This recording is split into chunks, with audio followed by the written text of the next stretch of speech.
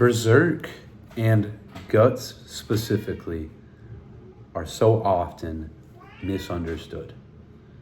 His story is not to be, idolized and he's fighting this glorious battle by himself and he's winning. He's winning his battles.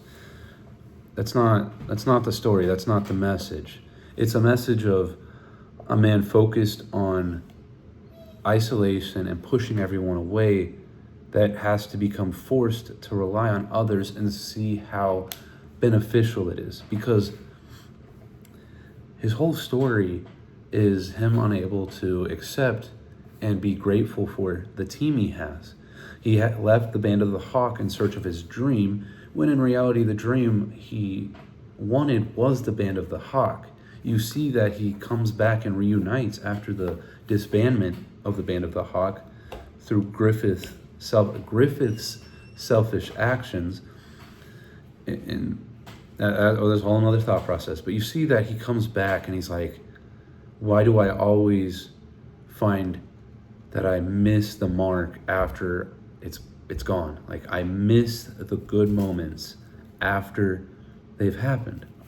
I can't be happy. I have to be chasing something else. I can't be grateful. That's what he's saying.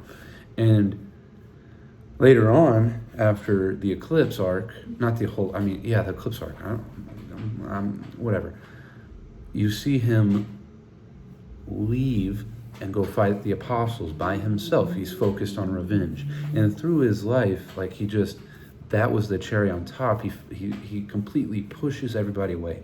I mean, when we're first introduced to Puck, Guts is this cold, ice cold man that has walls to space, out of the atmosphere. He's so hurt that he can't allow anybody in, even if it's beneficial.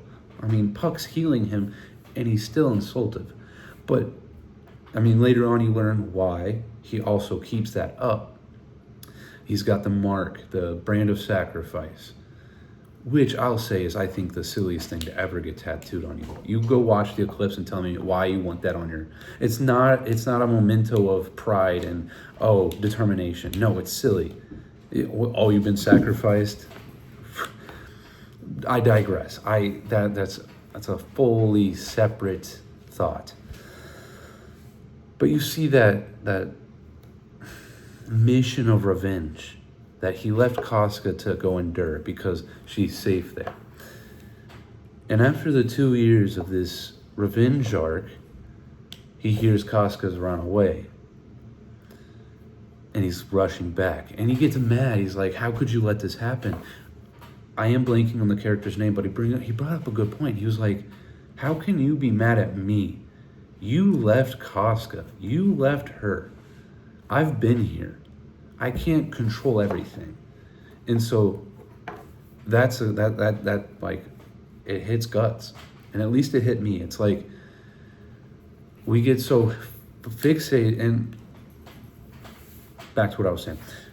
Guts, through his whole life of war, pain, and agony, he only knew, I'm going to hurt the person that hurt me and the person I love, who hurt her in such a way she doesn't even have normal brain activity. She is literally child syndrome from PTSD. So he is enraged, furious. This is Guts' emotion. It's just rage. Berserk. It's literally the title. And so after the reunitement with Casca, as that arc concludes, you see he was already struggling by himself. And now Casca is unable to defend herself, and he took over that responsibility. With 2 brands of sacrifice, I can't think of a word. Acting as, luring in all these evil spirits and demons. Like, the decay he had is amplified. He breaks mentally. You see, he cannot do this by himself. As strong as he is, nobody is strong enough to do this by themselves. And so he is forced to start relying on others, something he has never done. He has always thought he's been alone. Through his sheer strength and his sword has he made his way through life. This change, this reliance on others, is the key to his story. As strong as we get and how strong we are, it doesn't matter if you're not capable of seeing the people that help you, that take care of the things you can't take care of at that moment. Specifically, like his party, like he is strong enough to fight the demons. Like his team hasn't dealt with that. That is new for them. So he's taking care of that while they protect Casca. And they're all going through their own story. That's what's beautiful about Berserk. Like, these characters aren't just like recruits, NPCs. No, they all have their own story. They have depth. And so they're trying to take care of the little pieces Guts is incapable of doing while protecting them. And so the whole point of this is we have that in our lives. We have people we need to start seeing that we rely on them to fill the boxes we can't. But we also fill the boxes they can't, and we execute it. We need to get to where we execute those two roles simultaneously and perfectly. Like the flow needs to be there. We need to be fluid. We need to be adaptive with our team. You also have to be trustworthy with your team. You have to, have a bond with your team, and you need to know that they are going to take care of the boxes. But the whole point of Guts isn't this lone wolf edgelord. That is the consequence of his life was, I don't know who would even be able to speak. I feel like that would shut everybody down. Anybody alive, that would shut them down. Like, they wouldn't be speaking. Obviously, it's a fantasy story, but it is in these stories you can learn invaluable lessons.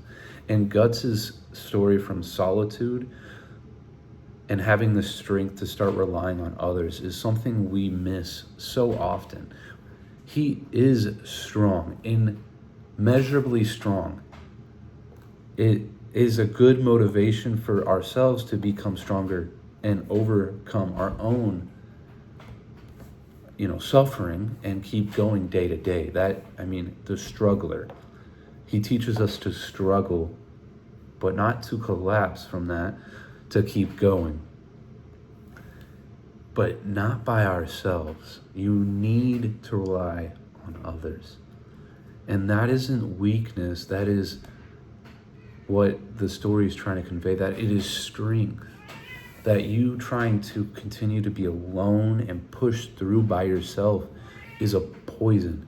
It is decay. It only brings bad. It poisons you and makes you weaker.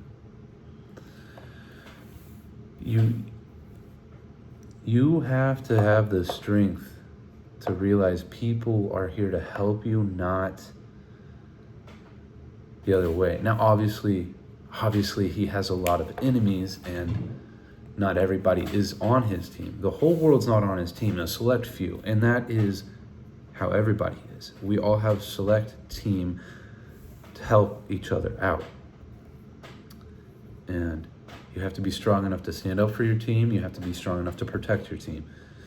And that's the simple part. He grows from this strong man that is trying to take on the world by himself into a stronger man that is taking on the world with a team to handle the things he can't handle at every single moment.